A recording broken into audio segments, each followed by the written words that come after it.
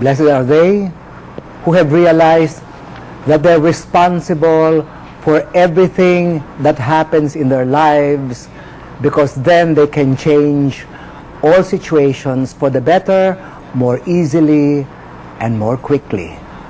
Now, that particular beatitude is something that most people really do not understand, because they do not believe that they are responsible for everything that happens in their lives. We have been brought up with the idea that someone else is to blame for the situation that we are now facing in our lives. That it is my father, my mother, my teacher, the government, the church, whoever. We're always figuring out, just a minute, this is the institution or the person to blame. I am not culpable. What happens when this is your attitude? What happens is you do not realize why this particular thing happened in your life, and therefore, how will you correct it? How will you correct a particular thing that you did which resulted in something negative when you said, "No, just a minute, it's not my fault. It's not my fault." And finally, when you have no one else to blame, many people blame the devil. The devil tempted me. And what happens here? Because we are told the devil is following you everywhere you go to tempt you. Now figure out, the Pope said in 1999, there's no more devil. There's no more devil? Well, you can look it up in your computers if you would like, or else write to us and we shall show you what the Pope said in July of 1999. No heaven, no hell, no devil. Oh my God, that Pope is strange. And many people don't talk about this, because then what will happen here? You probably will have to figure out what you're going to do with your life when there is no reward after death. When you are not frightened that if you do not behave, you will go to that hot place, or if that you have a lot of indulgences, so to speak, you will go to that heaven. No, now, what does it have to do, George, with being responsible for everything that happens in your life? When you realize this, what will happen here? Everything that begins to unfold in your life, you will begin to ask, what did I do to attract this into my life? Because you did attract it. George, even criticism. I mean, how come I always get criticized? Because your criticism began with your criticism of yourself. It always begins with you. And the sooner you realize it begins with you, the sooner you will move to grade 2. Because, and grade 2 means, you see, we go, life is what? Life is an education. Life is a learning process. And in the beginning, we find it very difficult to say, oh my God, but you mean to say that I am responsible for what I am now? But you know, my father insisted that I should be a lawyer, and I really wanted to be a doctor. Why did you accept?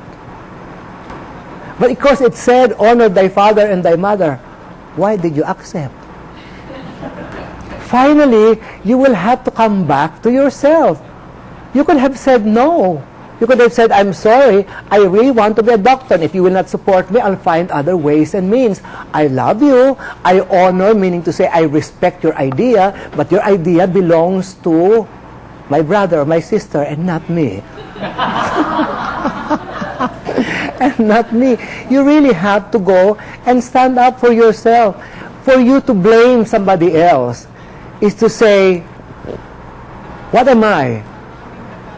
A robot? Somebody who doesn't think? Someone who is not responsible? Why is responsibility very important here? Because this will determine the quality of your life. Because the moment you know, I am not very healthy because I am thinking certain thoughts that brought to me this particular disease. We have told you time and time again, it has been shown that cancer, for example, is long-term resentment. And if you are going to resent for a long time a person, place, or thing, and you get the cancer, is it the fault of pollution? Is it really? Who started it all? Who started it all? We blame what? The pollution, and many times when we catch a cold, we blame the weather. We blame the season of the year. We blame the air condition that hit me at my back the other day. But that's not responsible for your cold because you have been faced with that many times ago and you didn't get a cold. How come this time you did? Something must have been happening within you. Like we can cover that with the health area. You attract the diseases in your life. As a matter of fact, it is still your decision. I remember Dr. Simonton, who has a clinic in Texas, said in his book, every time a patient comes to me and tells me, I have this illness, he was a cancer specialist, his first question is always, when did you decide to die? You decide when you die? But George, if that person decided to die, why was he still alive and sick? People who get sick gravely, who have so-called terminal diseases, are afraid to die immediately. They are not ready to accept death instantly, so they have to do it slowly. Hindi sila sanay.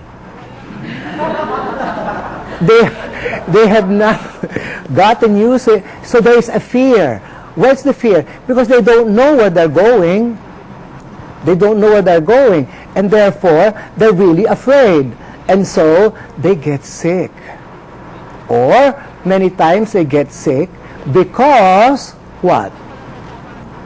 They feel it is a way of attracting love and attention. When you get sick, why don't you ask yourself, you say, no, George, it's the virus, it's the virus. Why did the virus choose you? And not your neighbor?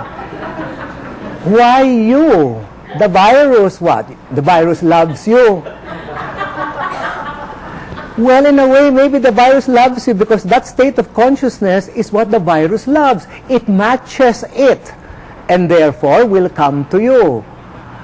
Ah, my God. So, the moment you realize, my God, it is my way of thinking and feeling that is attracting to me the circumstances in my life. Wow, therefore, I must now watch out the way I think, feel, speak, and act. Is that correct? Yes. And that you're responsible for every thought, for every feeling. But George, I learned this from my mother. So, now I know this will turn off a lot of people. But please, think about it. We believe that we chose our parents. At the top, we believe that we chose our parents for a particular reason. And the reason is for a particular lesson we have to learn from them. We all chose to be Filipinos. You see, on the level of reincarnation, and I don't mean transmigration, we don't become dogs or cats. We mean being unto being.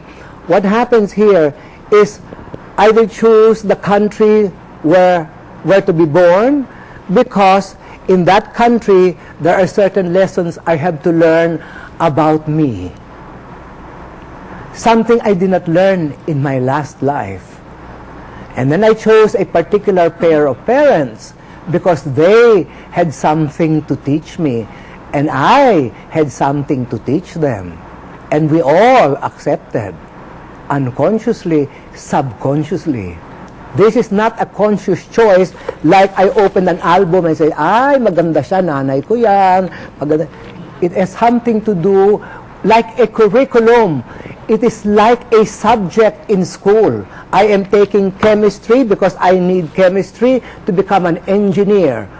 I am choosing this father of mine because I have to learn a particular lesson from a father who's over strict.